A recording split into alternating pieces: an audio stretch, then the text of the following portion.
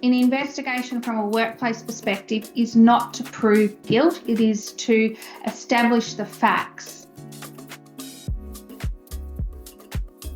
Let's get into that. So let's talk now disciplinary processes, employer protection, because we just spoke about, you're right, there's so many avenues for employees to go down. Let's talk about that. And let's get a little bit deeper into, let's say, the investigation side. Yeah. What's involved? What's Yeah. involved to distance management from a potential employee problem? Yeah. So if an investigation is warranted or a situation is presented, we don't always automatically go to investigation. It might be jump into a disciplinary, or it might be, conversations more low key and not as formal as a full blown investigation. So it's critical that you assess the situation correctly and make the right determination if an investigation is needed or not. So that should involve a prelim, I can't say this word, a prelim, that's my word, assessment, should cover the serious nature of the situation, the events that have occurred. And now you're not meant to know how to do this. This is to engage someone. So if someone jumps on and says, yes, doing a full-blown investigation straight away, sometimes that might be the case, but most of the time, let's do this prelim assessment to determine, because at the end of the day, if a full-blown investigation is not needed, it's going to reduce your time, money, brand damage, culture, everything. Yep. Understand the complainant's wishes, because sometimes the person that has put in the complaint that might be requiring investigation might not want what you think they want. So ask them. Doesn't necessarily mean that you have to say, yes, okay, we'll go down that, but ask them, what's the impact for the wider business? Is it beneficial to do an investigation? Your duty of care, especially when it comes to work health and safety, so making sure that you're assessing those risks and the psychological hazards and health and well-being of everyone involved. Common scenarios that do require investigations are very upfront. If it's bullying, harassment, theft, fraud, safety breaches. So we had someone recently engage us because there was fraudulent activity. Now, it was very clear cut that this employee had stolen funds from the business.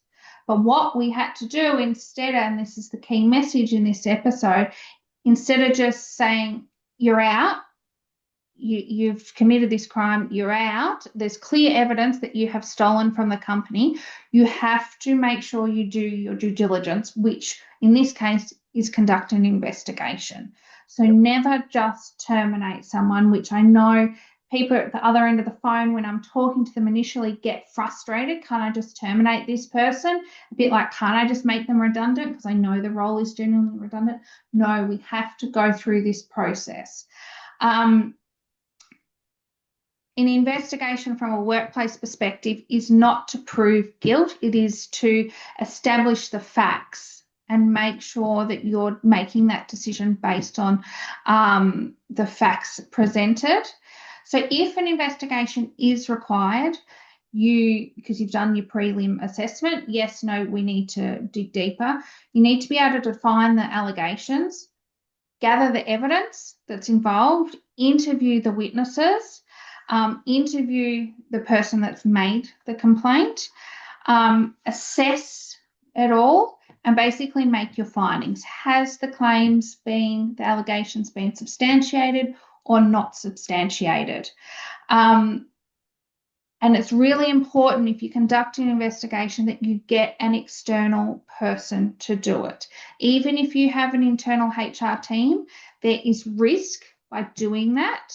Not to say you can't, but make sure that you assess that risk and bias. So, for example, if we have one of our retained clients that we work very closely month to month on, and Molly's their HR partner, if an investigation comes up for that client, Molly wouldn't be doing it because it would be a conflict of interest, because she manages their HR day to day. So we'll pull in another partner that has not been involved. So that bias, that separation is really, really clear. And if you get challenged by an external party, you've got a really thorough process. The outcome is all documented in a thorough report. The interview notes are there, the evidence is in there, the claims in there, the substantiation's in there. Yeah, so that's how the investigation goes, and it's really important that you follow the right process, because if you are challenged, your report will get pulled apart.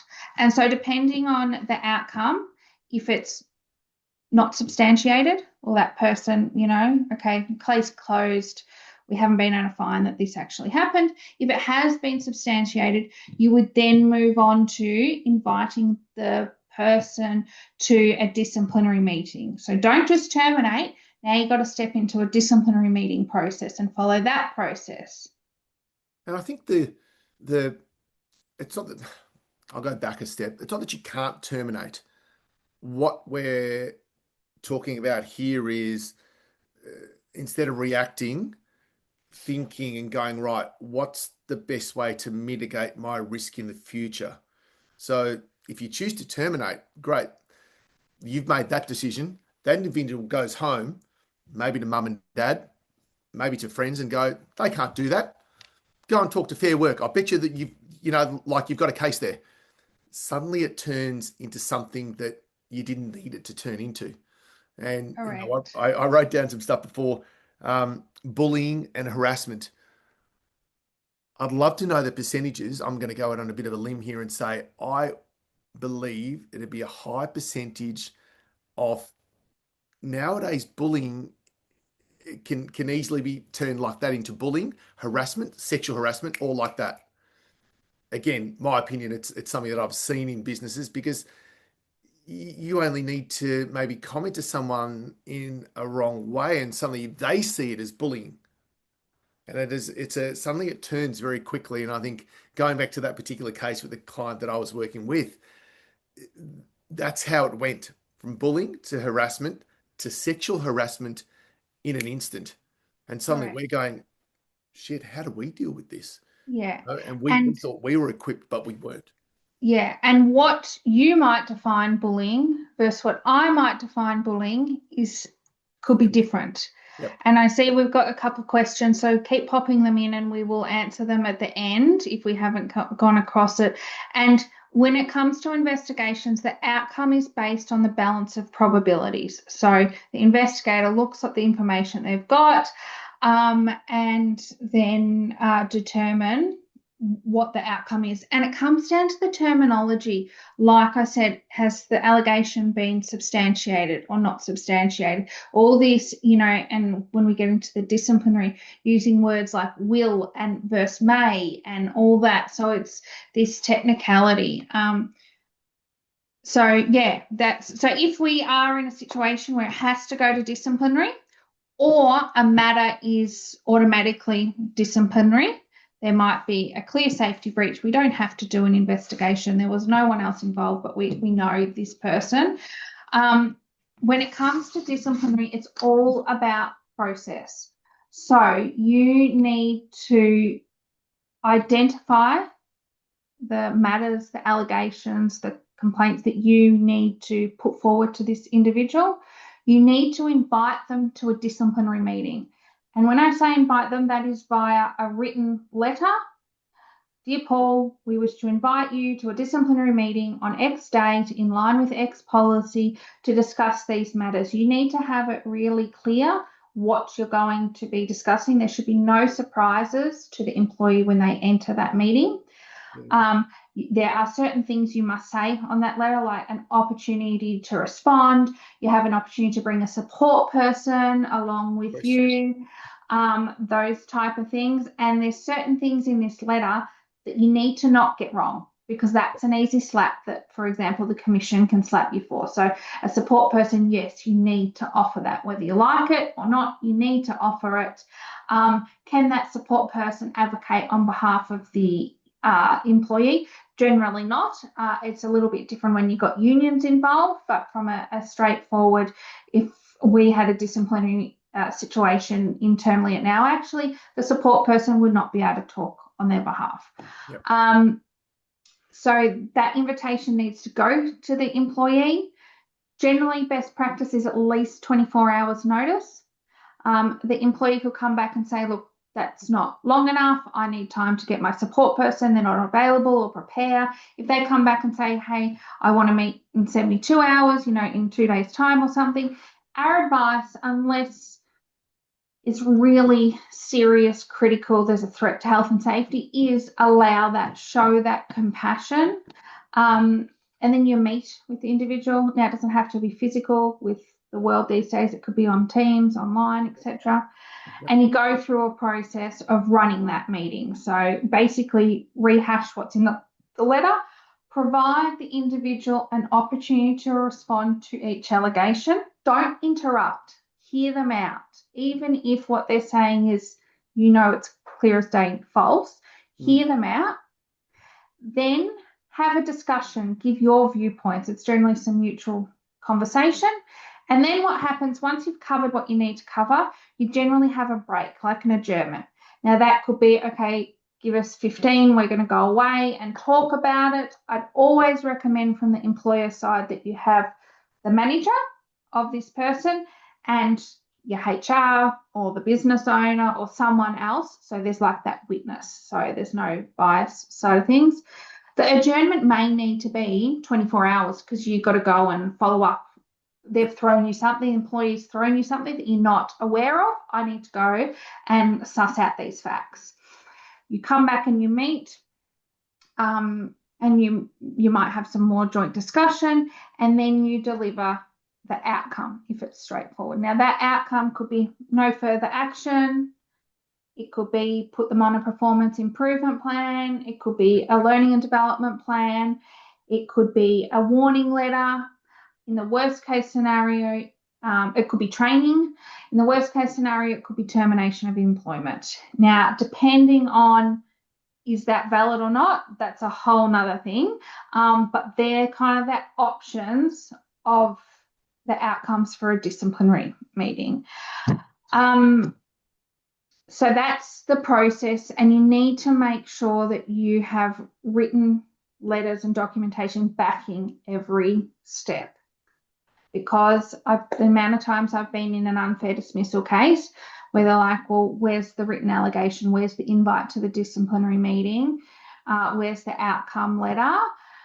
That's fallen down. So and even if it's no outcome, like there's no outcome, it's not, we've assessed the situation, you haven't done what we've put forward, write an outcome letter that there's no further action. Write an outcome letter that we're going to send you training or we're going to do X, Y, Z, because again, it comes down to record keeping. And I think that's where, just pulling that into the real life case that I was a part of, you gave us those, now actually gave us those steps to follow to make sure that we were ticking the boxes again to protect the business, but also being compassionate and empathetic to the two people involved in this particular case. And I think once you, thinking back, my experience was when you actually say, guys, we're going to do a formal investigation and we're going to bring in an external party, and you give these two parties the ability to, everyone knows they like to stretch the truth. Everyone knows that. Okay. So no one likes to be proven wrong, especially if you've got children, you know that for a fact. So how far do I stretch it? But as soon as you say you're going to bring in an external person, we're going to do an investigation, is there anything you'd like to share before we start all this? It's amazing how little elements of the stretch of the truth comes in era. I think the way in which you deliver yourself is going to persuade whether it's a nice experience or not so nice. Now, I know in your situation, the individual that was doing was the spotlight, actually thanked our HR partner for the way in which she handled the situation. So the messages and the delivery wasn't nice because they had done the crime, so to speak. But it's your style and approach. You don't have to have a sledgehammer approach, even if it's a really serious situation. At the end of the day, treat people like humans, and you will get a better outcome. Yeah, well said, well said.